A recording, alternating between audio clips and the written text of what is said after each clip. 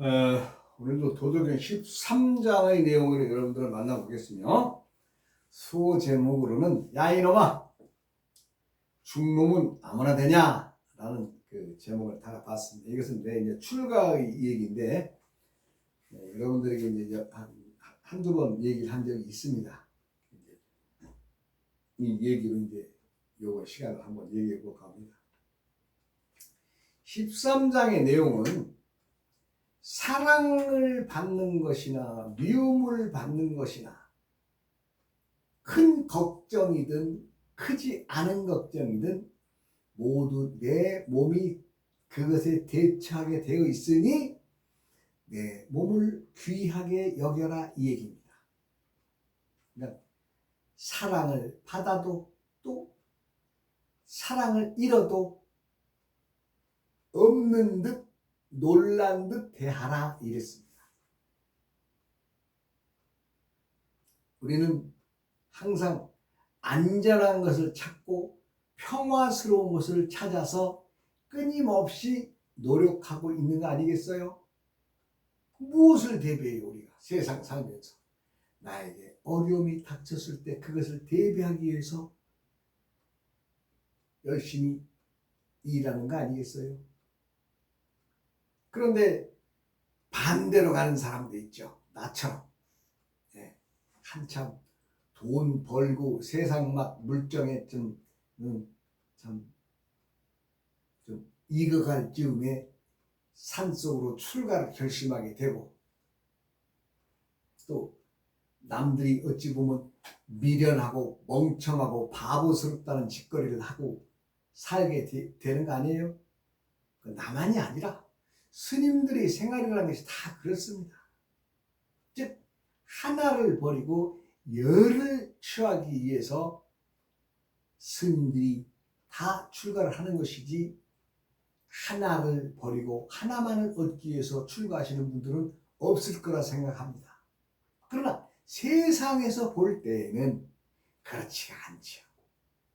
세상에서 볼 때 이것은 올곧게 수행을 하고자 하고 수행하시는 분들을 중심으로 말씀을 드리는 거죠. 숱하게 많은 장사꾼들, 사업가들이 스님이라는 이름으로 세상을 살아가고 있는 세상에서 감히 말할 수 있는 것은 나를 버리지 않고 세상의 무력을 버리지 않고 스님이 된다는 것만큼 부끄러운 일이 없습니다.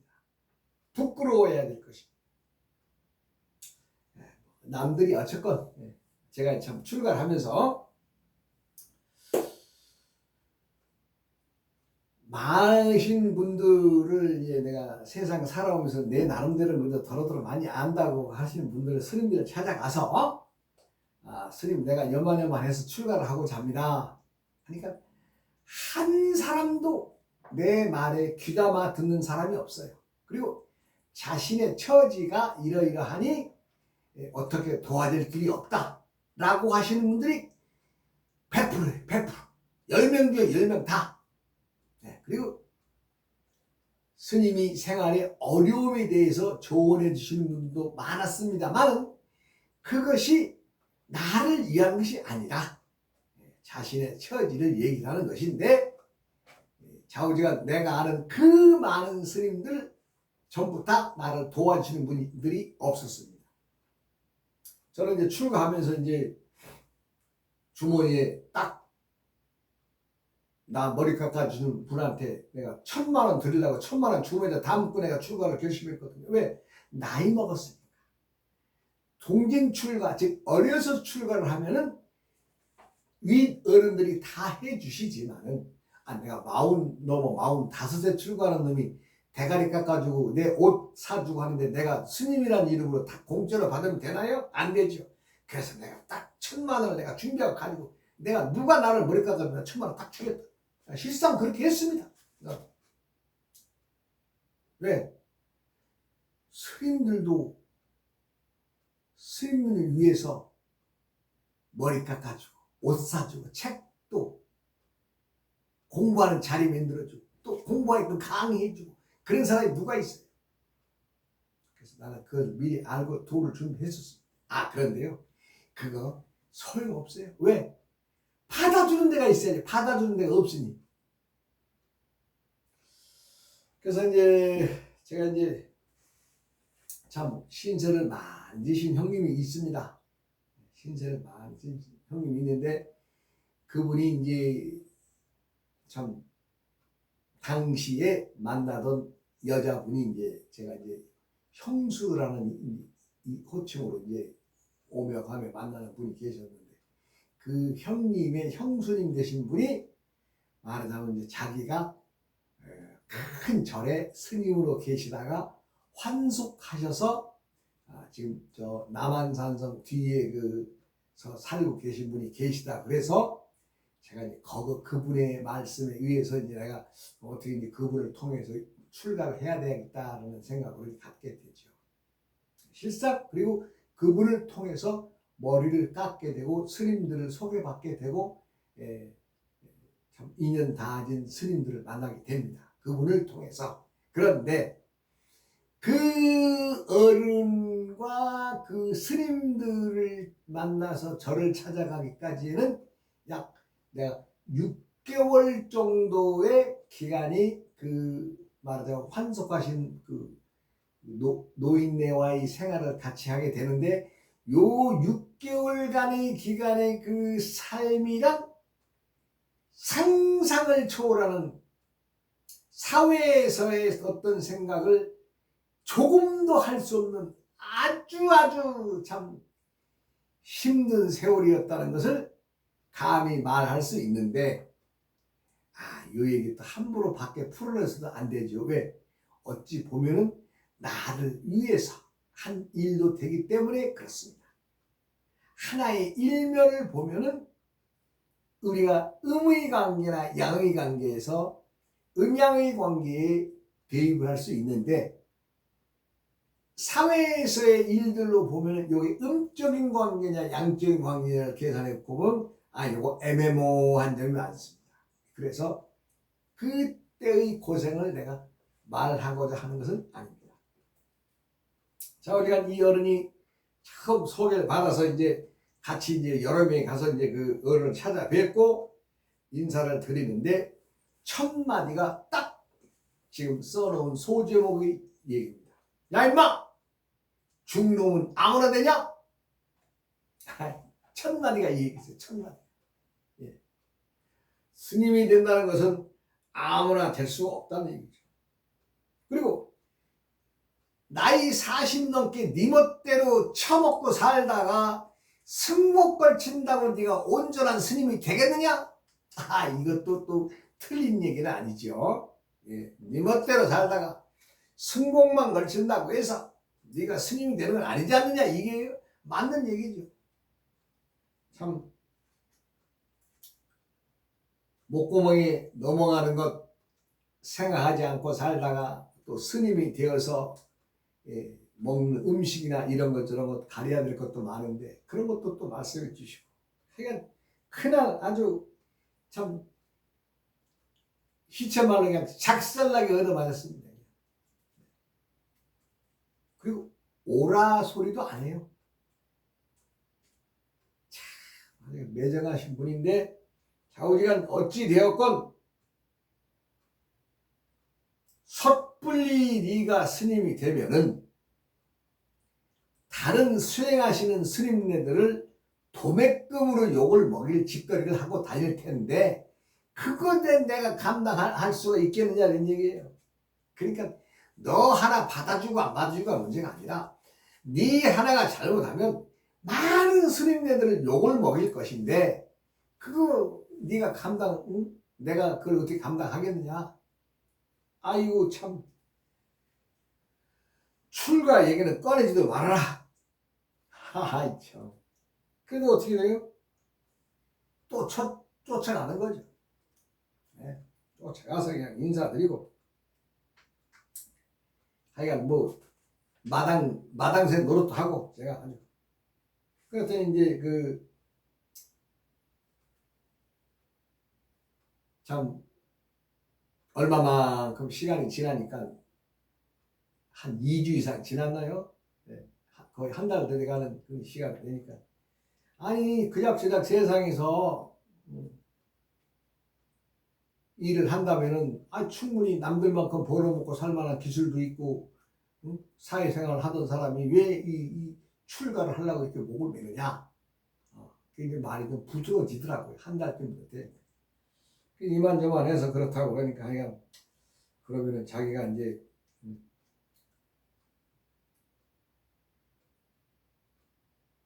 첫 나에게 가르쳐준 글자가 산구멍절자입니다. 산구멍절. 산구멍, 매산자에 집실자,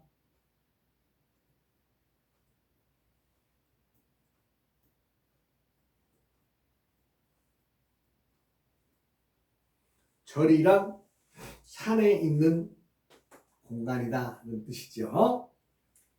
그래서 그때부터 그 어른이 받아주어서 한 6개월간 그 어른 밑에서 공부를 하고 제가 그분을 4월 달에 만나 뵈게 돼서 그때 봄에 꽃들이 피어나는 그런 때에 그분을 찾아뵌 것인데 10월 말쯤 해서 말하자면 그분이 이제 소개하신 절에 찾아가게 되지요. 찾아가게 되는데 그 절에서 이제 그 스님들 여러분들 계시죠. 절에 여러분 계신데 그 어른이 그 절을 찾아가기 전에 그런 얘기를 하시더라고요. 내가 너하고 6개월간 있었다는 얘기를 하지 말아라. 나하고 한 2년간 있었다 그래라. 왜 그렇습니까? 그냥 최소한 그 정도는 돼야 스님이 자질이 된다라고 말할 수 있으니 너도 좀 선의의 거짓말을 해라 이런 말씀을 하시더라고요. 그래서 얘기했죠. 아니나 달라요. 거기 갔더니 스님들이 뭐 한 6, 7분을 계시는데 뭐 참 제 또래 스님도 있고 더 많으신 분도 계시고 또 아래에 나이 어린 스님도 계시고 한 7, 8분 계시더라고요. 그런데 그 중에 한 분이 이제 쓱 밖으로 나와서 저 놓친다고는 얼마나 됐습니까? 그러더라고요. 한 2년 남짓 됐습니다. 깜짝 놀란 거예요. 아니 진짜 2년이 넘었냐는 거예요. 아이 2년 넘었다 했더니 그 스님이 말씀을 해주시는데 저분이 절에 있을 때 워낙 성질이 꼬장꼬장하고 원리 원칙을 주장하는 사람이라서 저분 밑에서는 누가 감히 석 달을 넘긴 사람이 없답니다. 석 달. 그냥 완전히 저 스님이 절에 계실 때에는 지위도 높아찍고 또 워낙 원리 원칙대로 가르치기 때문에 밑에 사람들이 전부 다 꼬장스님이라 꼬장꼬장하다 해가지고 꼬장스님이라고 이름을 이제 별명을 지어 놓으셨는데 스님이 저분하고 2년 이상을 살았다라고 하는 것은 이미 득도했다라는 얘기더라고요. 그만큼 석 달 이상을 저 어른 밑에서 있는 사람이 없었다. 이렇게 아주 단정을 지으면서 나보고 대단한 스님이라고 그러세요. 나는 그 말 뜻을 처음에는 못 알았는데 그분이 그만큼 원리 원칙적이고 아닌 것은 아니다. 뭐 아주 워낙 그냥 꼬장꼬장하게 가르치기 때문에 별명이 꼬장 스님이었다는 것을 알게 되죠. 그래 이제 그날 이제 큰 절에 가서 그 스님들 여러 분 뵙고 제가 이제 머리 깎아주는 어떤 의식이나 이런 것들을 다 이제 그 날짜 잡아서 하게 되는 과정이 되죠. 그리고 이제 이 노인네가 제가 이제 매일 절에 큰 절에 가서 머리 깎고 나서도 큰 절에 가서 교육을 받고 그런 기간이 거의 한 1년 이상 됩니다. 1년 이상. 그러면서 이제 저한테 공부를 가르쳐 주시는데 네가 나이 먹어서 머리 깎아서 남에게 자랑할 것이 무엇이 있느냐? 스님으로서 남들에게 무언가를 보여주기 위해서는 네가 하늘과 땅의 중심을 가르는 문자를 제대로 받아들여야 된다 이 얘기를 하시다. 문자란 글자를 말하는데 우리가 말하는 한문을 말하는 것인데 이 한문의 깊은 뜻을 네가 새롭게 공부해라 이런 얘기가 하는 거예요. 그러면서 천간의 열별자 중에서 금에 속하는 매울신자가 있는데 이 매울신자의 시를 찾아와라 이런 얘기 하시더라고요. 매울신자의 시. 이거 참. 제가 그런 매울신자를 이렇게 물론 우리가 대한민국 사람이 매울신자를 모르면은 이건 간첩이죠. 네, 매울신자는 신라면의 신자라고 사람들이 그 신자를 딱 쓰고 뭐 이거 신라면 신자인데요 이렇게 얘기를 해요. 요즘에 매울신자. 그만큼 흔히 알고 있는 글자죠. 그런데 이 글자가 어디서 왔느냐? 그 시를 찾아와라 라고 그러시더라고요. 모든 글에는 시가 있다. 그 시가 있는데 그것이 우리가 100년 전이든 500년 전이든 1000년 전이든 2000년 전이든 3000년 전이든 그 글자가 만들어져서 쓰임을 당할 때부터는 글자가 나이가 있는 것이 아니냐. 그러니 그 나이도 알아야 되고 또 글자의 뿌리도 알아야 된다. 우리가 하늘 천 하게 되면 어떻게 돼요? 하늘은 거물거물 하듯이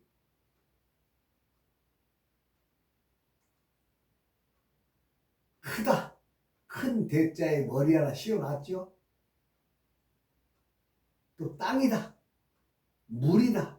강이다. 나무다. 이런 것들이 전부 다 모양을 보고 만들어진 글이라면은 그 나름대로의 다 뜻이 있을 것이다.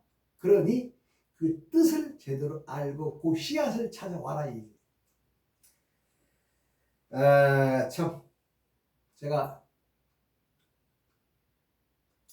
그 숙제를 받아가지고 한 1년 반 그 시를 찾아냈습니다. 제가.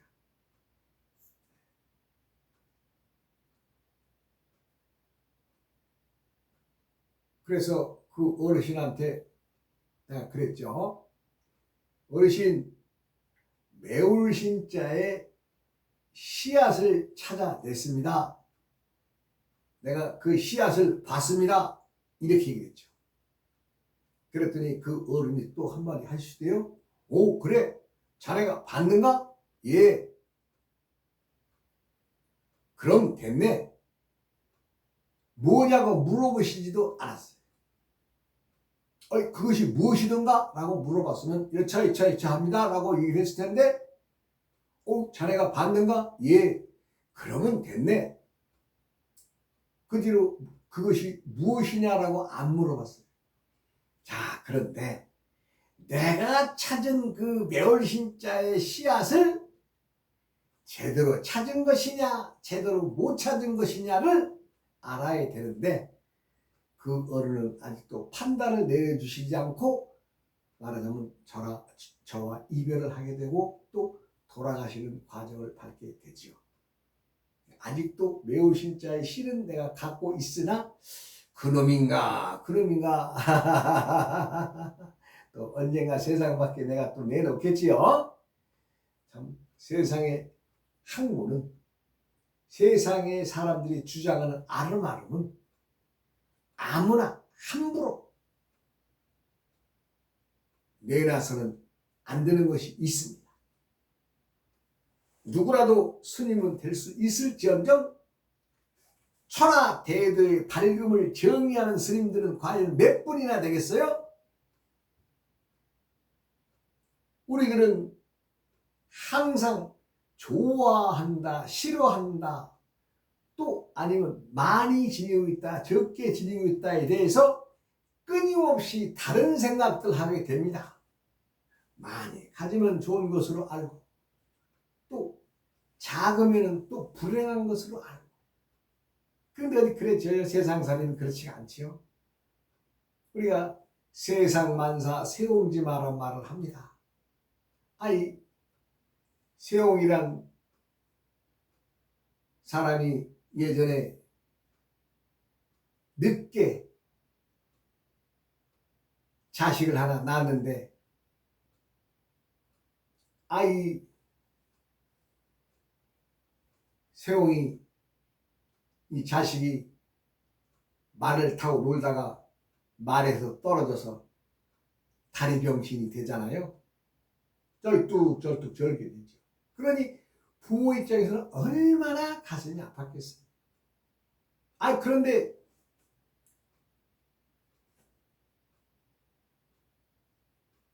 얼마 있으니까 이제 세옹의 아들은 이제 점점 나이를 먹어가겠죠. 이제 어린아이에서 가는데 말조차도 집을 나가버리 도망가버려. 그러니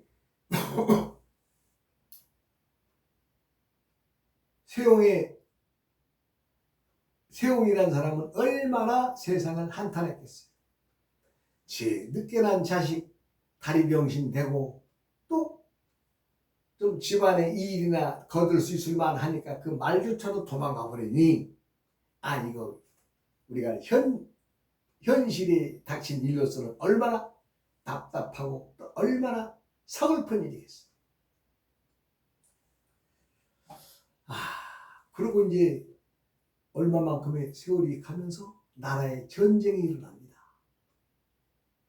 전쟁이 일어난다는 것은 고을마다 말하자면 그 젊은이들을 싹 모집해서 끌고 가는 거죠. 지금처럼 나이별로 때때에 이거 없죠. 그냥 싹 나와 그래가지고 전부 다 청년들은 그냥 다 끌고 가는 거죠. 전쟁터. 힘있고 좀 빼있는 양반님 자손들은 안 데려가고 힘없고 못 사는 양민들의 자식들 싹 끌고 가는 거 아니에요? 그런데 세옹의 아들은 다리를 저는 병신이라는 이름으로 거기서 빠지죠. 전쟁터에 그 병신을 데려가진 않을 거 아니에요? 그래서 빠지니까 어찌됐건 세옹의 아들은 전쟁터에 안 가게 되죠. 그러니까 이제 막 전쟁이 나서 많은 그 자식들이 죽어서 돌아오지 않는다든가 전쟁이 끝나는 이런 문제가 되는데도 세옹은 걱정을 하지 않죠. 왜? 다리는 절지만 아들은 집에 있기 때문에. 그리고 전쟁이 이제 끝나서 얼마만큼 되니까 세옹의 집 나간 말이 새끼말 한 마리 하고 신랑말 하고 3마리가 집으로 들어오는 거예요. 생각을 해보세요. 자기가 말을 잃어버렸다고 생각했는데 그 말이 집을 나가서 신랑을 만나고 또 새끼까지 만들어서 집에 온 거예요. 그러니까 어때요? 세옹이만큼 복 터진 사람이 없잖아요. 그 아들이 다리병신이 말에서 떨어져서 다리병신이 된 것은 안타까운 일이지만은 전쟁의 난리를 피해서 목숨을 건졌다는 것도 복 아니겠느냐는 얘기죠. 그래서 우리가 좋은 일이 있다, 나쁜 일이 있다에 치우치지 말고 세옹지마다 우리가 닥치는 고통이나 슬픔은 한때의 일이나 그것으로 인해서 더 큰 복을 알게 되고 그러한 복이 불로 들어온다는 얘기죠. 자식이 다리병신 된 건 불행한 일이지만은 군대에 가서 전쟁터에 그 참화는 피했고 또 집에 있었으면은 그 말이 전쟁이 일어남으로써 어떻게 돼요? 국가에서 차출돼 가죠. 나라에서 가져갑니다. 지금 만약에 전쟁이 일어난다 그러면요 많은 민간인들의 차들은 군대에서 접수해 가죠. 그거 몇 푼 쳐주겠다고 말은 하지만 그거 나중에 그 차값 계산한 사람 없죠? 그러니까 마찬가지로 당시에는 말 소 이런 것들을 분리해서 차출해 가죠. 그런데 차출해 가면 그냥 없어지는 거죠. 네, 그렇게 봐야 되겠죠. 예. 그런데 그 말은 그 시기를 피해서 집 나가지고 신랑도 만나고 새끼도 만나서 그 이듬해 다 새끼까지 데리고 들어왔으니 얼마나 복받은 일이에요. 당장에 눈에 떨어진 현실은 아들이 병신되고 또 말이 집을 나간 것이지만 장기적으로 멀리 내다봤을 때에는 세옹에게는 큰 복이 되어 돌아오지 않았느냐. 그래서 인간사 세옹지 마라 라고 말을 많이 씁니다. 사람이 누구에게 사랑을 받고 또 누구에게 미움을 받고 또 누구에게 질투를 당한다라고 하더라도 때때의 일이 되는 거죠.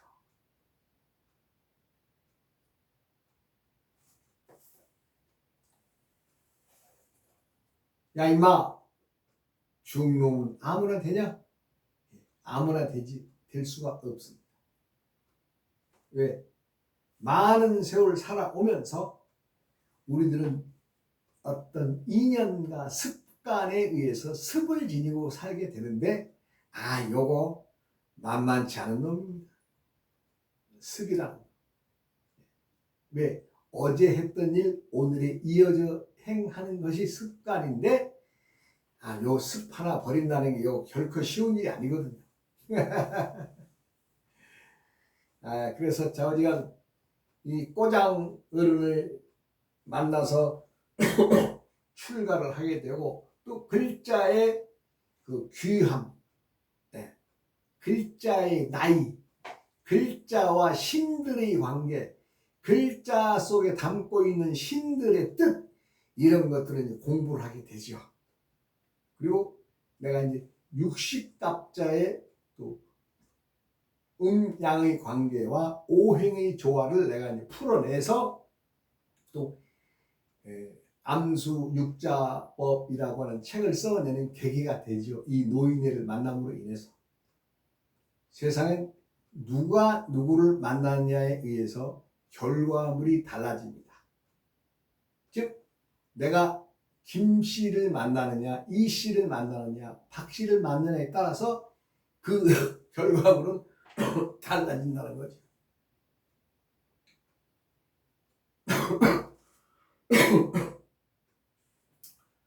매울신자의 씨앗을 찾았다라고 할 때에 제가 1년 반을 산을 헤매고 들을 헤매고 천지를 돌아다니면서 자나 깨나 머릿속에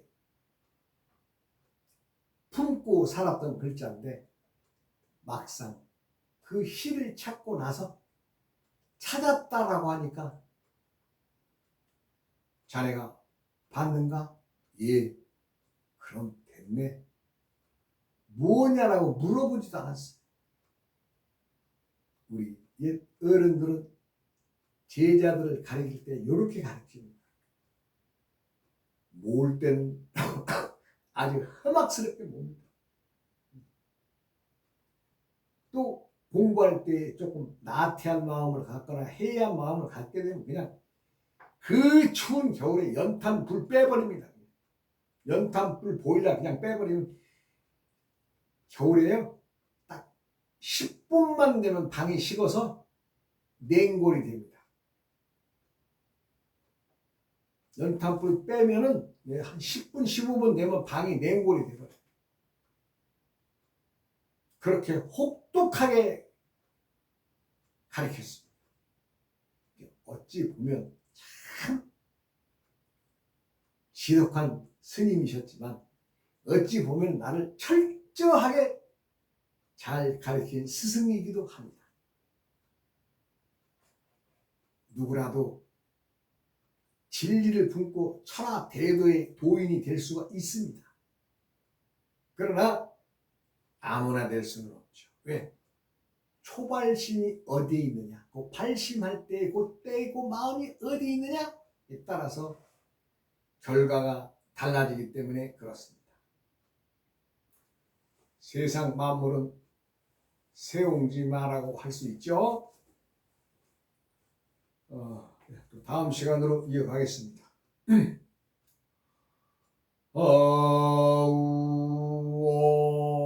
어우어이흠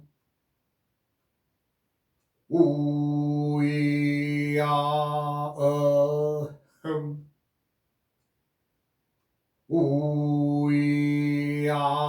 우이야어